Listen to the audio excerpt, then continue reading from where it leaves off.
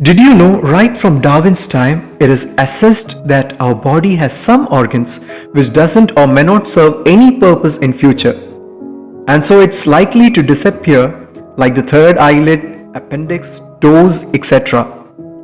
Jai Shiv friends, today's Bible passage is understood to be the most difficult one in the entire Mark's Gospel.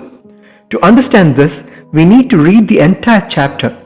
As when the chapter starts in verse 1, we have disciples wondering at the magnificence of the huge temple structure.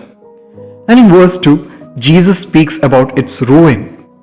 Now, in verse 3, disciples ask when it will happen. And Jesus explains about all that will occur till verse 22.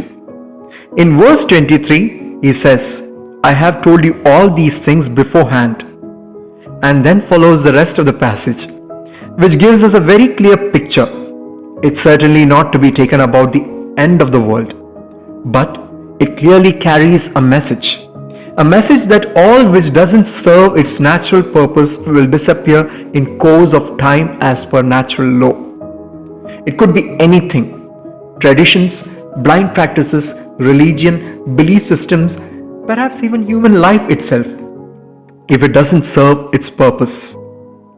Man perhaps has still miles to walk to realize that he is just a tiny part of this entire beautiful cosmos.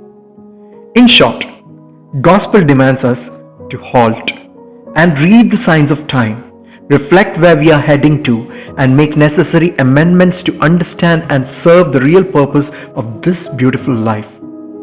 We celebrate today the feast of a noble lady who realized her purpose in a dark age.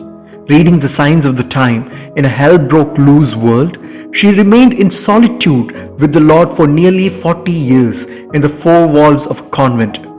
And so, after her death on October 18, 1253, she was immediately canonized as saint for her renowned sanctity of life in the year 1255 and declared as the patroness of those involved in television and media. This is the humble lady of Assisi, Saint Clare. If you have one watch, you know the time. But if you have two watches, you are never sure.